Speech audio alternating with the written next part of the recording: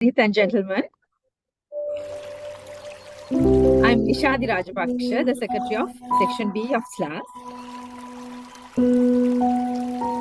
I would like to welcome the academics, researchers, undergraduate and postgraduate students, policymakers, environmental professionals, agriculture practitioners, and industry stakeholders with an interest in sustainable agriculture, waste management, circular economy, and environmental management who are connected with us today to the public webinar on circular economy approaches for sustainable agricultural waste management, challenges, opportunities, and future directions.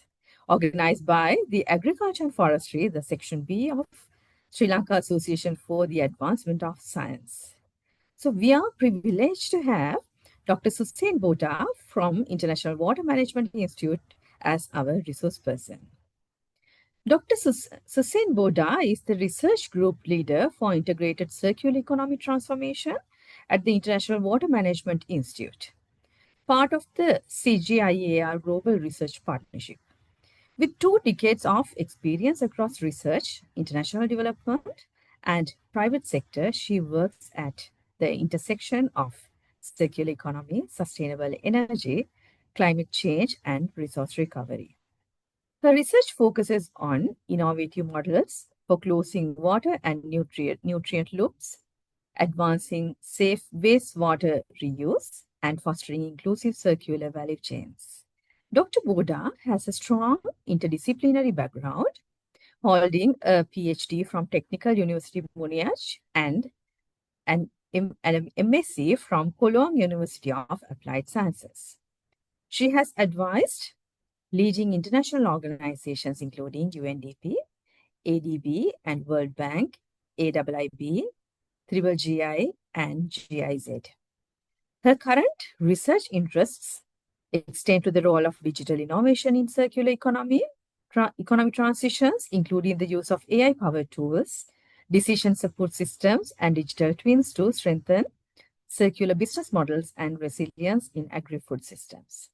She is also engaged in the science of innovation scaling, emphasizing inclusive and responsible approaches that empower women, youth, and marginalized groups. So, over to you, Dr. Boadrch.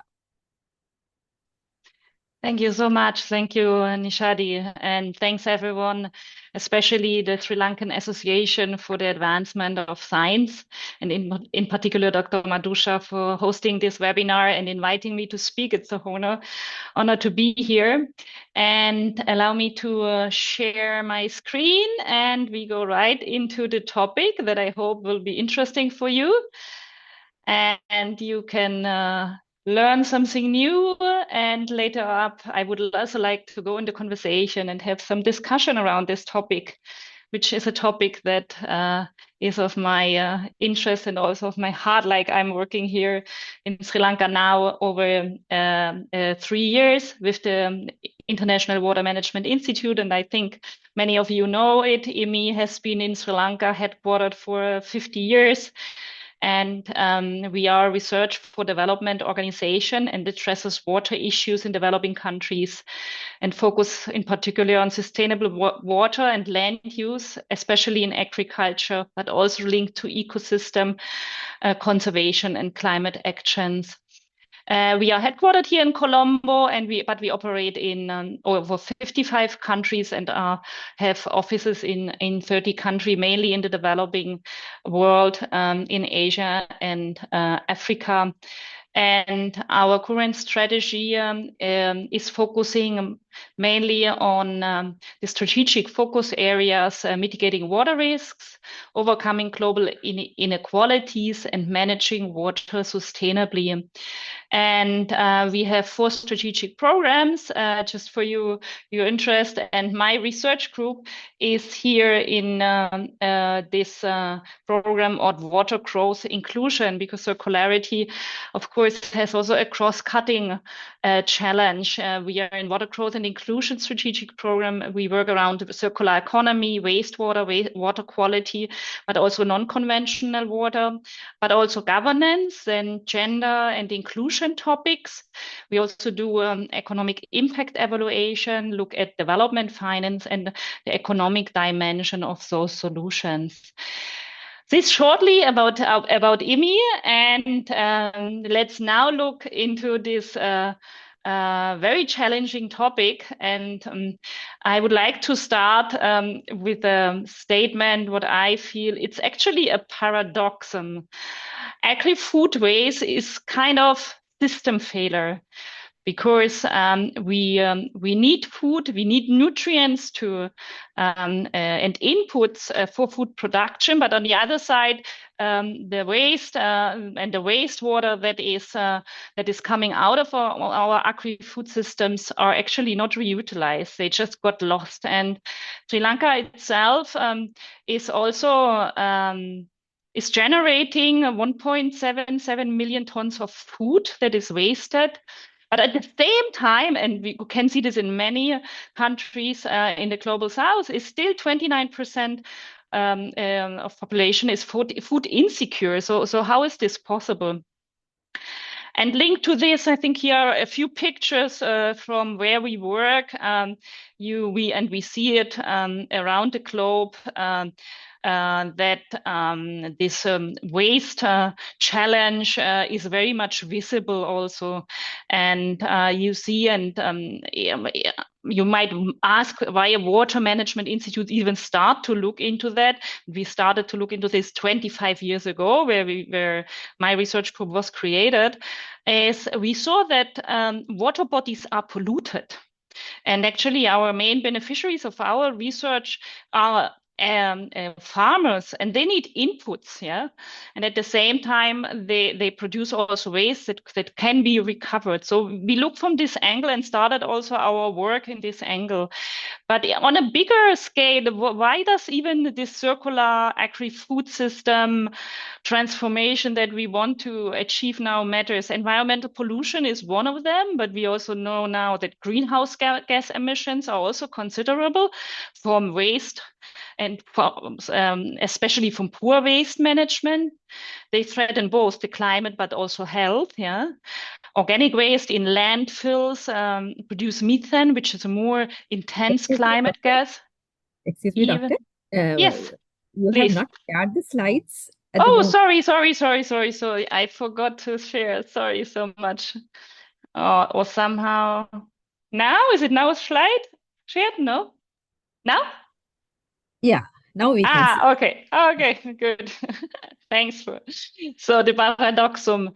And so at one point we have environmental pollution, also the challenge of carbon emissions. But on the other side, also we see that Africa and Asia are losing soil and water quality. It's degrading. And this has also impact on the food system, and especially on the even on our human health, right? Because if water is polluted and used for food production, it can also has higher risks for polluting also what we eat, right?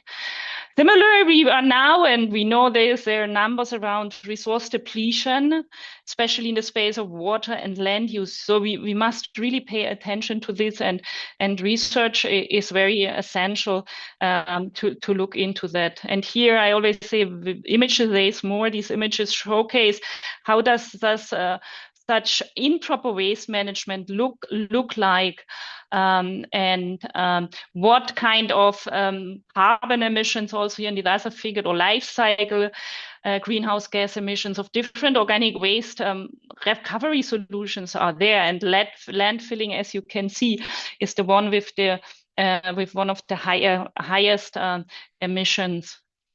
So let's look a bit more into these linkages between rural and urban area. I always like to highlight it because it's actually a real challenge, because what we see that most of waste is also created or is happening in cities. So especially this rapid urban growth is challenging our resource flows, and also the waste management and sanitation challenges linked to this.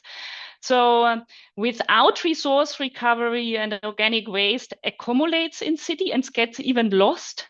And those nutrients get lost, and the water also get lost, and do not come back to the rural areas where those nutrients are required for food production. Linked to that are, of course, also environmental and health risks when it comes to peri-urban agriculture, if waste is improperly disposed, and those production areas are also polluted. Of course, as a water research institute, we are also very much looking into the water dimension and the soil quality challenges linked to waste.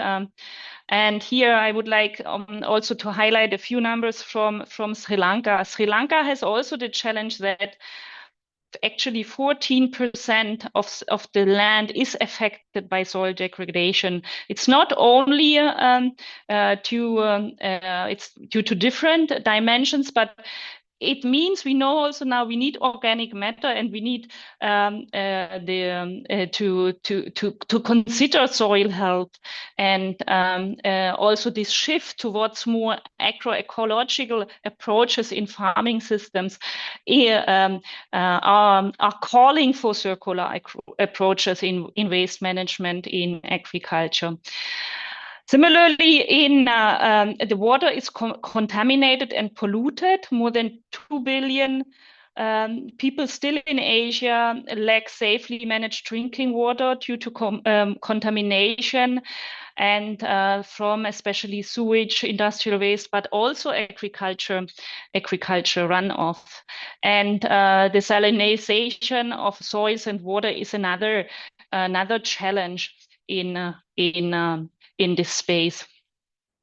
So what we as researchers have to do, we have to zoom out and look more into system approaches, and not only sectoral system approaches like the water sector itself, the waste sector itself, and the soil sector. No, we need more nexus thinking, and also more nexus approaches, and systematically look into the interlinkages of resource flow, and then looking also into integrated solutions. I always like to show here this waste flow diagram, which was developed by my colleagues some time back for a bigger study that I will show later.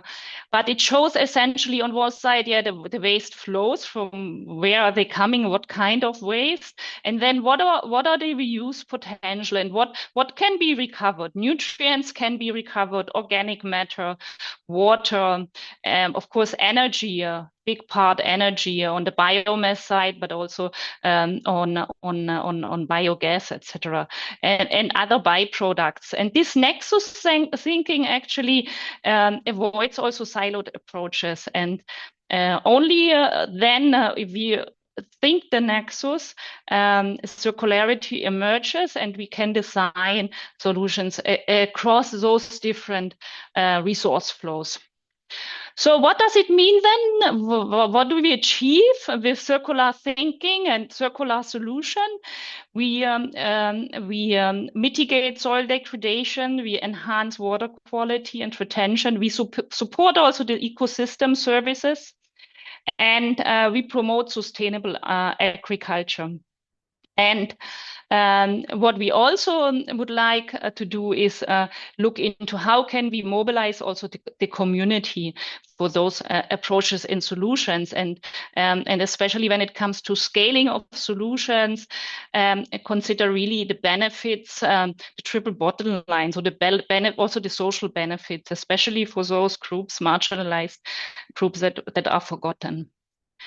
So we are also working in Sri Lanka, and we are actually at the moment also working in 3 districts, and I would like to highlight a few of preliminary results from this study that are not yet ready for publishing, but will be published very soon.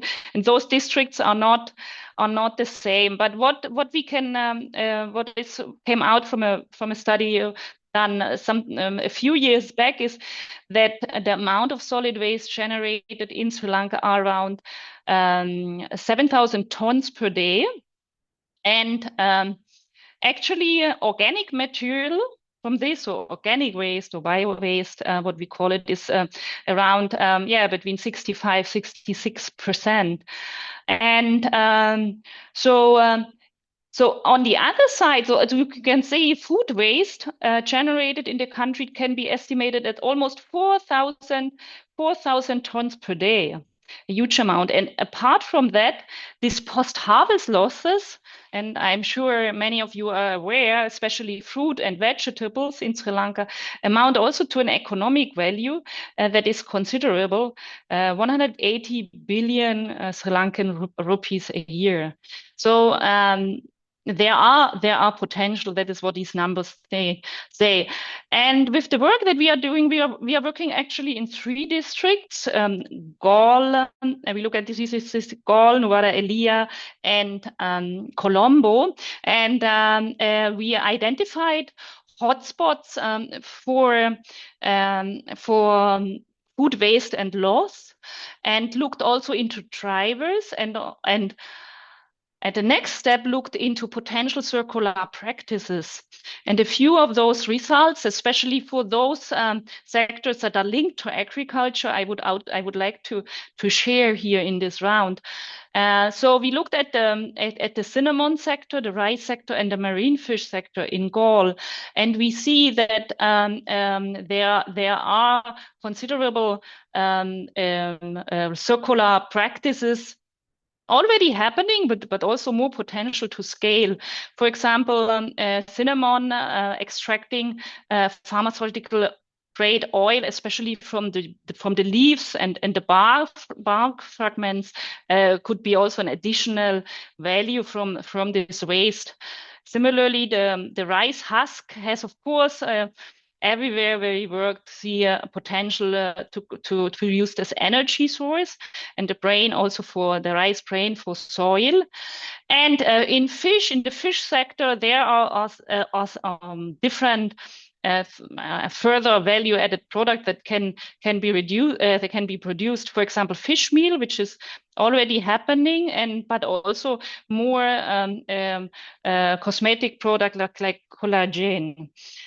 Similarly, in Colombo, we looked at these 3 sectors, which are the sectors linked mainly to agriculture, vegetable, banana, and poultry.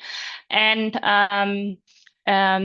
we find that some circular approaches are already happening, right? Animal feed, for example, for piggeries, but also converting it for producing, for example, through waste-based insect farming for then feed for poultry and agriculture could be another dimension which could be added.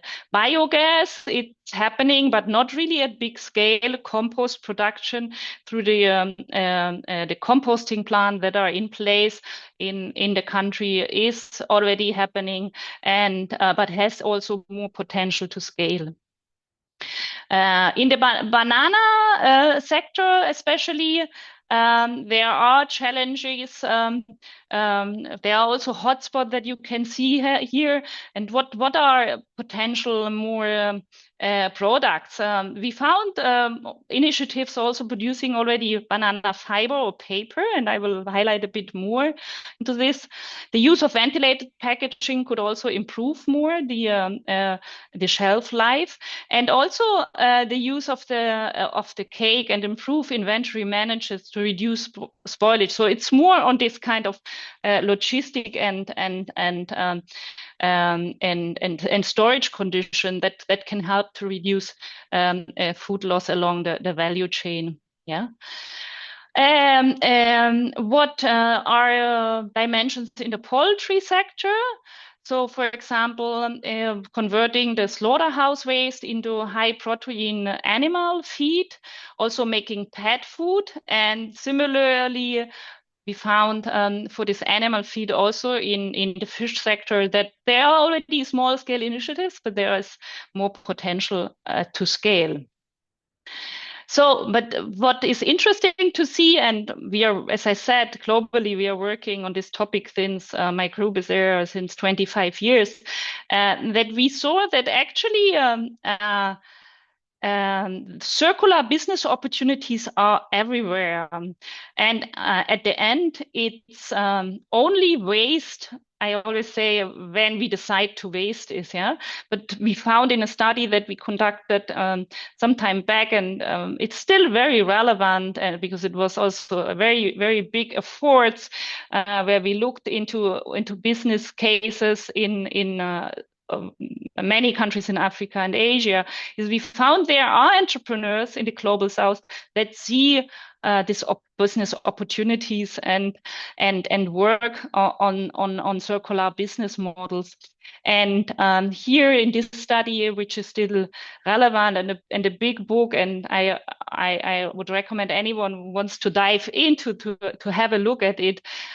We assessed 180 circular economy business cases.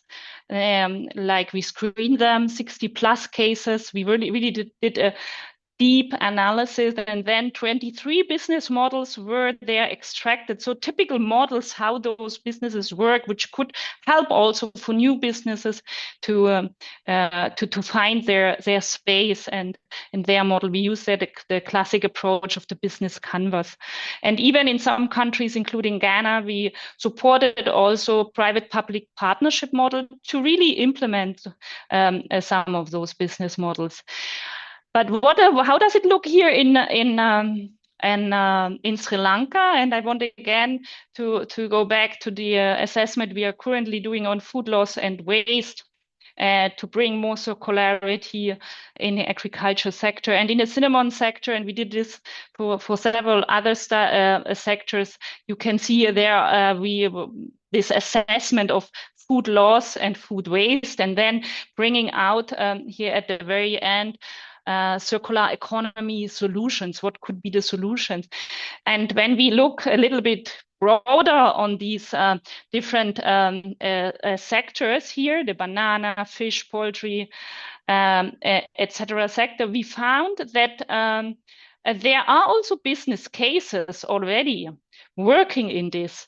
And though there are businesses on the ground that found their space and are making a living out of this waste valorization. For example, there's a banana fiber paper producer here that uses it, the banana stems and fiber to put it into paper or packaging product. Also, at the same time, those kind of alternative packages help us also to reduce plastic waste, which is a challenge to manage. There are also initiatives that convert the fish waste into fish meal and even fish oil, which is a more value product. Also, poultry waste is converted into dry animal feed. Similarly, meat can be also used, and we found there they produce pet food. Yeah, there are initiatives, very few, that uses the fish cut-offs and ferment it and use it to produce sausages, roll, cutlets, etc. Yeah, dry fish processing that are very often very small scale, woman-led enterprises. They have their challenges because the margin is very limited, and the introduction for maybe new technology and professionalize the sector would help also to improve the business case. And of course, banana processing, dehydration. That's not only for banana, I think, also for other vegetable. So which could also add value and create even new healthy snacks, like dehydrated vegetable and fruit snacks. Then how about gall? Gaul, of course, is also a district which is dominated. Fish plays a real role, the fish sector, the harbor there. You have also cinnamon plantation, coconut plantation. And there, when we look into the business models, and even we found cases in different spaces. For example, also enterprises that extract coconut oil, but also other byproducts, for example, the ponak and the soap. Then also out of the coconut fiber, they produce co-fiber production with any kind of other materials that you can produce out of it. Fish drying, that's very important. Similarly also to Colombo. And then also fish residues can be also upcycled, converted to animal feed, or also a feed and a powder. And when it comes to cross-sectoral solutions, biochar and composting is, of course, an option. So producing valuable inputs for the soil. And there this is especially interesting also for companies that are in these sectors. And we see that already bigger kind of cooperatives in the agriculture sector are starting to do this and use those value added like biochar and compost for the soil, for their own plantations. Okay, let's dive a little bit more into specific cases. And I only want to get a few here, and probably there are many more as we could dive in.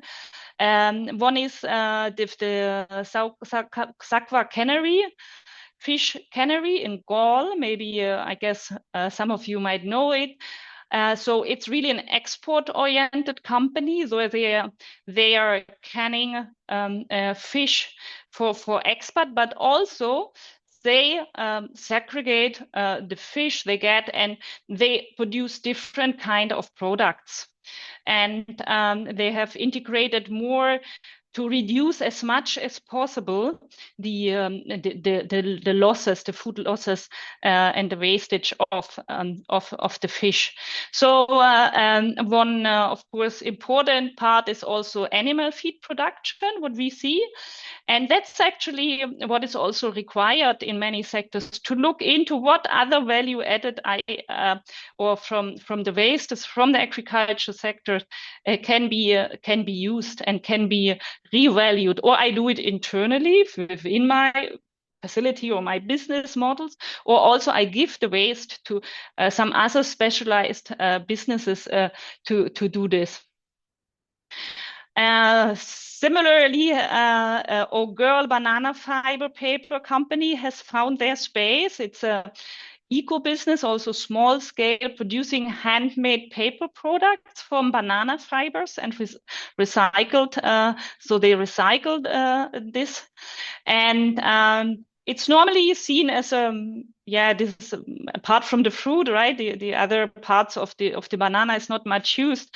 So they have found their space and do this handmade special paper product, which has for sure also more space for scaling, as banana is a very common fruit here and used, and a lot of banana waste is happening. Another is around biofuel. The company is called Biofuel Lanka.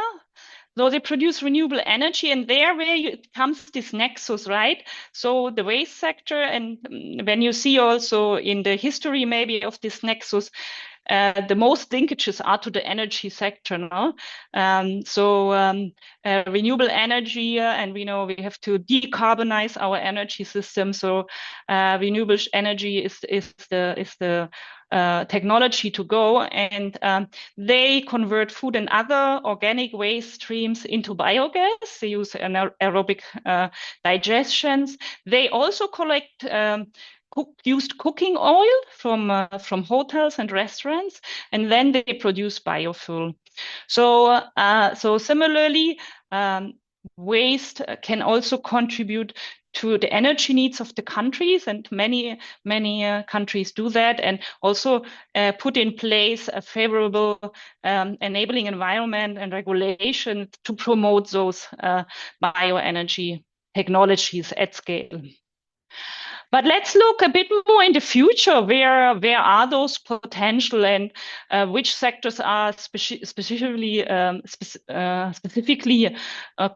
promising? And I mentioned already the banana, of course, is one stream, because there's a lot of banana production in agriculture. Coconut, and there it's already happening, but there's more potential to scale. Cinnamon as well. So apart from the cinnamon itself, we can extract also oil from the leaves and the bark residues. And this could be used, high value product for pharmaceutical use or cosmetics. Vegetable, especially, I have read also about the carrot challenge in the country. When there's overproduction, even massive amounts of carrot are not sold because the price is too low. So adding value and processing such vegetables into other products. It can be powder, it can be juice, it can be flour, it can be also dehydrated vegetable. You can create a new value product and add there a value to this waste before throwing it away. Fisheries, of course, I mean, the fishery sector and also aquaculture plays an important role in the economy. So dry fish, but also fish meal, fish oil, and further products down the value chain. The processing of those before putting it in the waste streams. Poultry sector, similarly, we have seen examples already, animal feed, also pet food, but also as organic compost. And then in general, the organic waste like rice waste, agri residuals, food waste, their potentials, biochar, composting, also co-composting, where we have also worked on, and biogas and slurry. So where do we want to go? What the title of this presentation also in this webinar looked into, what are the future direction? What do we need for scaling circular economy in agriculture? And from my perspective, we need these three things in place and support them equally. And I did intentionally not focus today too much onto technology, because technologies are there. But what we need is also a different thinking, and we need to cascade. So cascade and finding the value for recovery. So this is adaptation of the waste hierarchy that you have seen probably also in other publications. So of course, preventing is the first one. Preventing at any scale, food waste, right? Reduction, because we know also when it can prevent that, we can prevent also the environmental negative impact, etc. Then repurposing, reselling, reuse, redistribution, even food for human consumption, what we understand as so-called food rescue. And then the next step is nutrient recovery. Any case of it can be for animal, it can be for industrial waste, but for industrial use, but also to create new values added, as we have seen here. And then recycling, composting, biogas, anaerobic digestion, biochar. There are many options, but what we should for sure not do is put food waste, organic waste into landfills. Yeah. And many countries have already set up those rules. No food waste, no organic waste to landfills, which helps actually. And then other solutions come up if it's not allowed. Of course, you have to prepare the sector as well. On the next dimension, we need investment, and we need suitable investment climate, and we need financing. And finally, we need also partnerships and we need innovation support. We at IWMI here have set up in several countries so-called circular bioeconomy innovation hubs, or we are supporting those hubs. Let me explain in a few more minutes those three dimensions, which I see as very crucial for scaling circular economy approaches in agriculture. Yeah, cascading means to find additional value for recovery. And here are quite common solutions that are already out there. Yeah, anaerobic digestion, for example, yeah, biogas. And we can put there in agriculture waste, but also other food waste, also from domestic waste stream. Biogas. Then we get the biogas out of it and the digestate for soil health. Then we can purify it more. We can use the gas. We can also use the digest for pyrolysis. There are many options out there. So energy generation is one way to go. Then of course recycling and bringing it back into the soil. What is left. That's also important. And then when we look more into this time of what else can we add value is we can also, there are newer also biotechnology approaches where we can look into fermentation, we can look into biofuel, we can look into other product extraction of certain specific products that are in the waste, and more you see more of those technologies also becoming accessible. And what I mean with investment climate, CBE or circular bioeconomy investment climate, I mean we need to create an enabling environment to promote those solutions and make them also more economic, more suitable to also avoid that we go in the wrong direction. We did this study in 2023 where we assessed the circular bioeconomy investment climate in 35 countries, and you can find this publication on our website. Sri Lanka was included, and there we included different dimensions and indicators reaching from the regulatory framework to the business climate, but also the governance issue, access to finance, and then the entrepreneurial ecosystem, which is also important because many of those small companies are smaller SMEs, right? You need to nurture those kind of small scale startups, SMEs, MSMEs, right?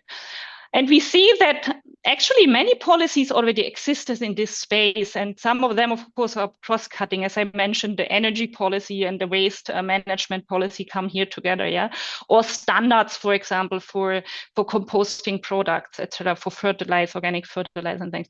So these policies exist, but enforcement is not so strengthened in all countries, and that, of course, impacts the adoption. Some countries have also, those countries that have more streamlined business processes itself for any kind of businesses, or have it, of course, easier because then those businesses find their ways and it's easier to be set up and running the business. There are significant funding needed and financing for those technologies and infrastructures, and these can be funded by foreign direct investment, but grants, but also nowadays by green financing, for example, green bonds that even some countries have already set up. Of course, it always goes to the economic viability. If it's not feasible, if there's no market for such product, no business will find a space. So it's important to support, and it's not uncommon for governments to take the lead also to strategically, for example, support those market development where, for example, this work is very much linked with the bioeconomy sector, right? And then awareness and education, essential to drive behavior change and support, for example, waste segregation, segregated collection of waste. I mean, my country, I'm originally from Germany. We are doing this since many years, but takes time, right? It takes time, and it needs again awareness campaign, include schools, include those practices, and that they become internalized. Yeah. And finally, what we do also at IWMI, we support so-called innovation hubs. We have set up such an innovation hub in, for example, in Ghana and also in India, and we were supporting them in Vietnam and in Colombia. They work as a kind of multi-stakeholder platform. So often we have their so-called co-owners. We collaborate, we do advisory support, we have living labs, we work with entrepreneurs together, we run also innovation challenges and support them. And fine, last but not least, at the moment also, Nishadi told in the beginning, I'm also very interested into this space of digital innovation. And I feel it can be a very good enabler, because only when we really have numbers and understand really the dimension, so can measure it, and then only we can really see what are the good solutions and what works. So digital innovation in this space can also help to close those resource loops, but also the knowledge loop, for example, because digital tools can help to better communicate also solutions and the access loop. Finally, once we achieve on this, we will achieve our goal at closing water and nutrient cycles, especially as you can see here, these cycles that are so much linked with the agriculture sector, nutrient cycle and water cycle. And we achieve the Sustainable Development Goals, number 6 on clean water and sanitation, not to forget, and SDG number 12, responsible consumption and production. Thank you so much for giving me the opportunity here. And I'm now open also to answer any questions. And we have maybe a small Mentimeter prepared. So I would like also to know how do you see this topic in Sri Lanka? What are the opportunities based on your experience, also working on the ground, etc.? So do you think, Nishadi, it's okay to share the Menti now, or do you want first to go for the questions? Please let me know. No, we can go for the Menti first, and then we can go for the questions. Okay, good. So I think I'm still sharing, so I just will close the presentation, and then it should actually show the Menti, right? You will help me to share the Menti link. Here is the number. Yeah, the link has been shared in the chat box as well. Ah, perfect. So I see already 5 people on the Menti, 7. Great. Please go to this menti.com and put in the number 57 30 92 99, or use just the link that was shared in the chat.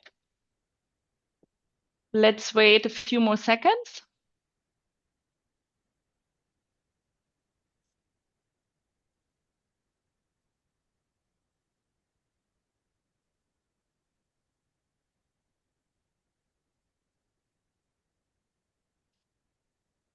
Great.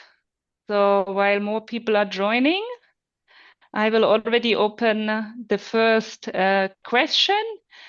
And I would like to know from you, what do you think is the biggest barrier to circular models for agri-waste in Sri Lanka?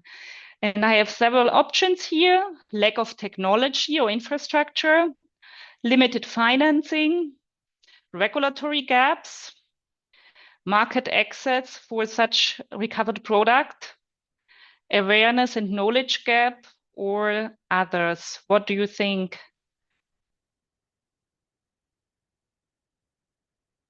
Let's wait a few minutes that people can vote.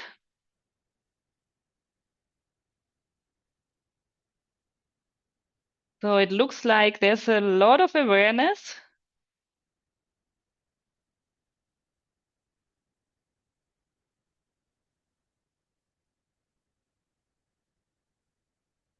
I think a few more people need time to access the Menti.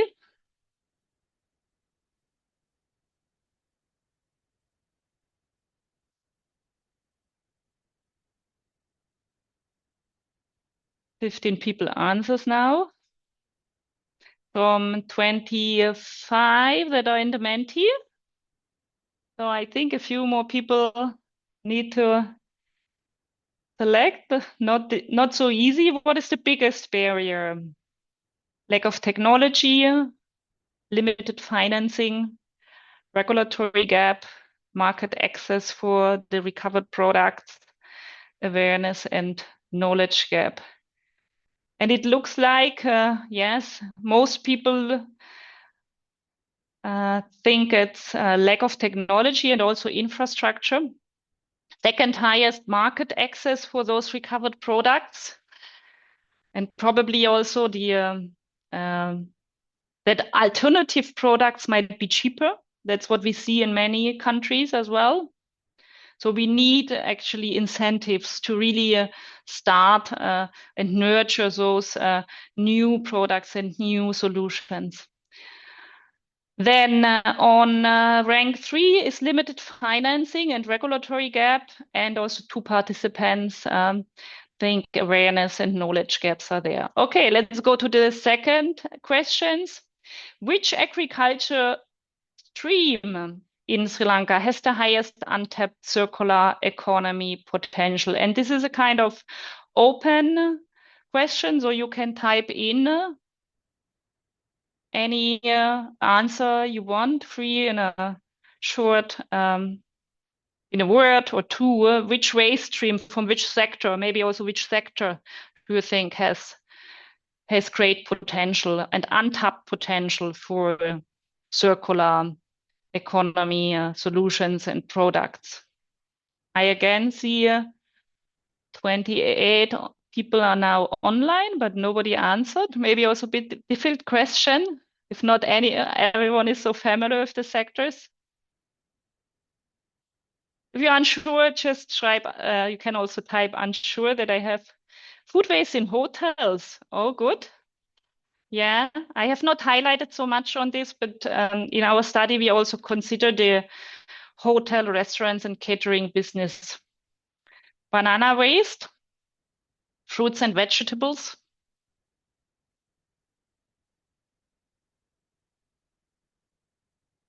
crop residues,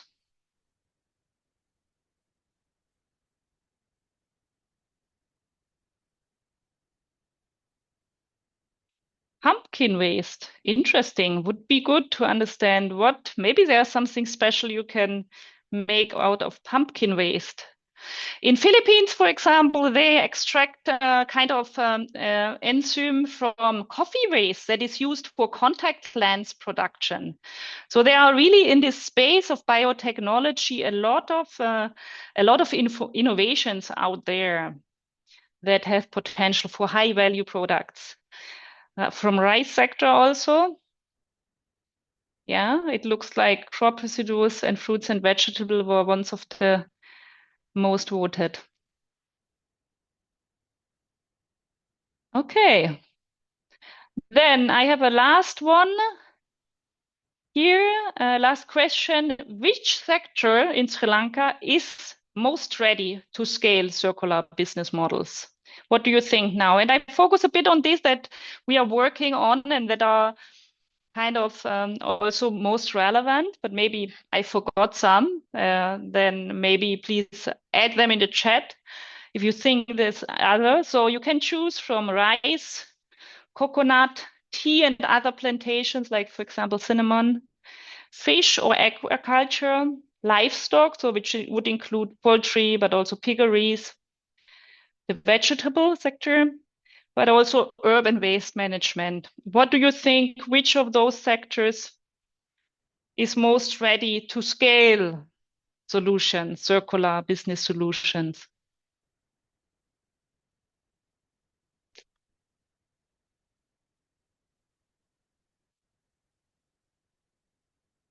Okay. Coconut, yeah.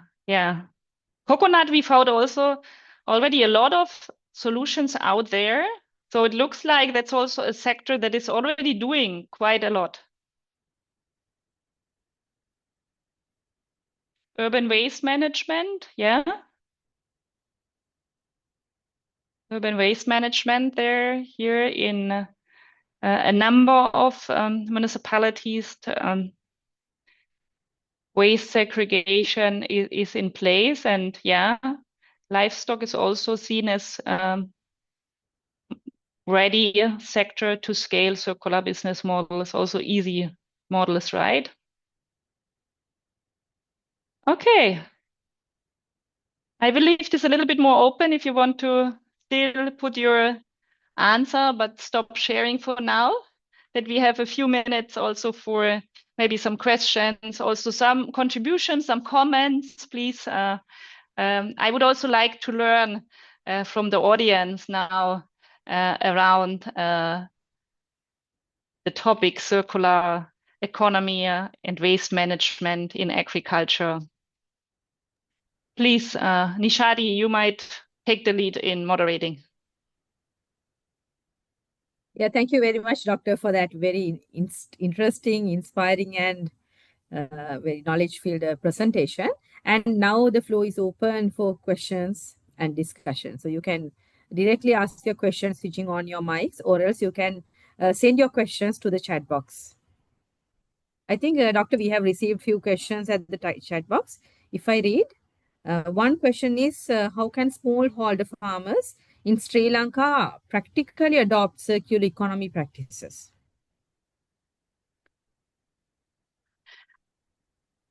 Yeah, so of course, the smallholder farmers, it's always challenging to reach, right? And what I also learned that those farming activities of also a very low margin, right? And often also what you see in rural areas, there is a skill also of labor, right? So what I see there is also an increasing trend, also in the global south, towards more agroecology approaches. So looking into converting to organic agriculture. And I know that Sri Lanka has tried this a few years ago, right? Even my colleague wrote a comment and documented it, and it was not successful. And why it was not successful? Because there was a lack of inputs, right? So we need also the system to be in place to replace in organic chemical fertilizer. And if it's not in place, if the product is not in place and there's not enough nutrients, it cannot grow, right? So it's challenging. We are working with farmers, as also in much less developed contexts than Sri Lanka, and we see also in trial test with, for example, products like biochar that can be reduced quite cost efficiently at small scale. A lot of improvements in water retentions, in soil health, right? Even we do, my colleague is working on insect-based innovation, so using agriculture waste, organic waste to produce insects like black soldier fly flies or larvae from black soldier fly farm or other insects, and residues from those insects. This insect itself can be used as animal feed, but at the same time, those residues can also help to increase soil health. So there are solutions out there. And I think a lot of training and extension support is also needed to really bring them to the small scale farmer. And but there's not one solution. I would say it also depends what you crop, right? And what are the challenges in your soil. So it's a bit challenging, this question, but I see this trend towards agroecology will help also to introduce more circular approaches. Thank you, Doctor. And we've got another question. Are there any effective strategies for promoting this among Sri Lankan undergraduates, maybe as startups? Yeah, we hope so. There should be more programs like this. Under the program we are working currently, it's a EU-funded project. I think there is some support also for schools and raising awareness in schools. What I can suggest also for undergraduates interested in this topic, they can join IMI, my research group, for an internship. We have internship programs of 6 months, you can always apply and then tell you want to do internship in integrated circular economy transformation. So you can also learn on this. When it comes to support from startups, I have to say I'm not so familiar with the Sri Lankan context. I should investigate. I'm not aware, but essentially it would be good to support those. We have done in other countries so-called innovation challenges. For example, we have done a hackathon with students in India or also in Colombia. So I think it's very important to nurture this ecosystem, and also with the circular bioeconomy hubs that we are supporting in different countries. This can really help those initiatives and startups, especially initiated by our young generation. Thank you, Doctor. And we've got another question. The question is, as mentioned, the alternatives are cheaper and CE products. What are some successful practices in other countries that we could learn from? So, I mean, there is, and we call this in environmental economy the challenge of externality. So that means the product you produce has a negative environmental impact or even a negative impact of society. And these economic externalities are not covered by the one who's running the business and producing this. We see this in many spaces, right? So for this kind of gaps, the regulator has to take the lead. And I think there is also now increased awareness about the topic of food loss and waste. Many international organizations are putting this high on the agenda in these international forums, and I think there is an increasing awareness. And what we have seen, for example, in this investment climate study that we have done, is such kind of incentive schemes can help to provide, for example, financing for those kind of products, to provide to do levies on, for example, reduced import tax on technologies in these sectors. So those kind of financial incentives should be put in place. The other very effective measure we have seen is this no food goes for landfill regulation. Yeah. So because we know we put food waste, organic waste into landfill, and often in the global south, most of the landfills are not so well managed as well. There's a challenge of methane emissions while they are degrading all the waste together. So those kind of initiatives must be there. And I mean, similarly, like for example, in Sri Lanka now, the discussion around plastic and plastic waste and the levy on plastic bags in the supermarkets, or even some countries like Kenya, they banned the plastic bag in supermarkets. You cannot find them anymore. Those kind of lead the regulators have to take, and then those products can become more competitive with alternative product, or you can also ban certain products. As I said, plastic bags can be banned, right? Single-use plastic can be banned. So when we look also, for example, single-use plastic, alternative products can also come from bio-waste, right? And I've seen beautiful innovations also there at the universities. You are experimenting with this. So, but I'm 100% sure, and what we see is we need there the regulators to put those incentives and even sometimes bans in place. Thank you, Doctor. And we've got another question. Data innovation, difficulty in access to accurate data. No data sharing or selling of data even by government institutions. Yeah, we know this in the waste sector, and I have collected waste data in different countries, and often it's also in different ministries and local authorities, and it's true, it's challenging. What we have done at IMI, and I think there the academic sector can contribute. We need more research and setting up those data portals or kind of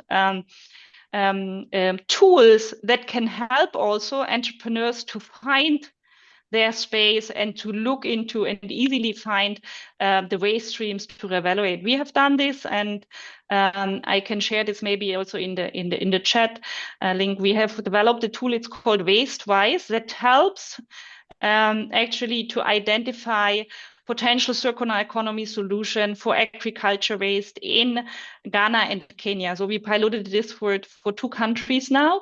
And often it's about, of course, we run around and got also because we have a long standing connection with the government also in these countries. So we got access to this data, and the government also agreed to publish certain data, but especially to run those, there's a model behind that looks into the dimension of how those business models, are they economically feasible? What is the environmental impact or benefit? What is also the social benefits? And the users, you must not even be a very technical user. We do those tools in a way that they are user friendly. Even maybe non so technical entrepreneurs can use those tools and understand and find their space and look and understand opportunities. And Doctor, we are getting few questions. So the next one is, is it possible to use black soldier flyer like insect-based bioconversion to organic waste management in Sri Lanka like countries? Does it affect on biodiversity? Oh yeah, I think it's very easy, and I have seen these. We have set this up also in different tropical countries, and also as the life of such insects, the life cycle is very short. Also, as far as I know, and the studies also show, there is not such a negative effect, or there is no effect of biodiversity, because even if the flies go out, they die very quickly. Often also these kind of solutions can be done at different scale. They can be done also in a very condensed, protected factory setting. Kenya, for example, and Thailand is one of those countries that are very commercially driven, also due to the fact that there's culture even of eating insects for human consumption, right? While maybe in countries where there's not so much tradition on that, of course, insects are very, very good to convert organic waste into highly valued protein for animal feed and replace other kind of animal feed, for example, that must be imported or come from elsewhere or come from crops that are competitive to human consumed crops. So yes, we have on our website also a manual how to do this. It's my colleague from Ghana has written it, because he has done training also in the field in Africa, but it can be also done here in Sri Lanka. That's of course quite easy. Even when I was living in Cambodia, now anecdotal, in my neighborhood in Phnom Penh, there was a small scale insect-based waste-based insect farm that also entrepreneur small scale that collected from several restaurants organic waste and produced insects for as fish feed. So a very easy low tech solution for waste recovery and circularity. Thank you very much, Doctor. So if you have any other questions, you can directly ask from Doctor. I think there was one more question here about how can we measure in real time if Sri Lanka is becoming more circular? And this is, of course, very complex. But and probably the academic academics are still discussing how to measure. However, for example, in Europe, they have set up some indicators, and I think it's maybe worth also to have a look, because the European Communion often goes there. They have very good statistics, and of course, not everything what they set up on indicators might be possible to transfer to a context like Sri Lanka, because you don't have the but there are indicators out there that can measure circularity. When you want as an enterprise to look into circularity and to measure, I know that the Ellen MacArthur Foundation, they have developed even a digital platform where you can put your data as a company, and you can subscribe to and really calculate your circularity indicators and how you advance. In other sector, like the manufacturing sector, I think they're a bit more advanced than the agriculture sector, especially in the space. I've also worked in textile and so on. There, it's already so high on the agenda, because these big industries, they need also to perform and to improve their environmental performance, that they show this also to their customers, because the customers are also demanding it. Thank you very much, Doctor. So with the interest of time, we will conclude the Q&A session. So we have come to the end of this public webinar. So on behalf of the Section B, I wish to express our deepest gratitude to our esteemed resource person, Dr. Susane Boadrch from International Water Management Institute for this inspiring session. I also take this opportunity to extend our sincere appreciation to our President, Dr. Madhusha Sudhasinghe, to taking a leading role in organizing this program and for her headship. Our heartfelt thanks are also due to the President and the Council of SLAS for their steadfast leadership and unwavering support in promoting scientific advancement and professional development across all sectors. Finally, I warmly thank all our valuable participants for your enthusiastic participation. Thank you once again, and look forward to your continued collaboration and participation in our future programs. Thank you very much. Thank you so much. Bye-bye, everyone. Good night.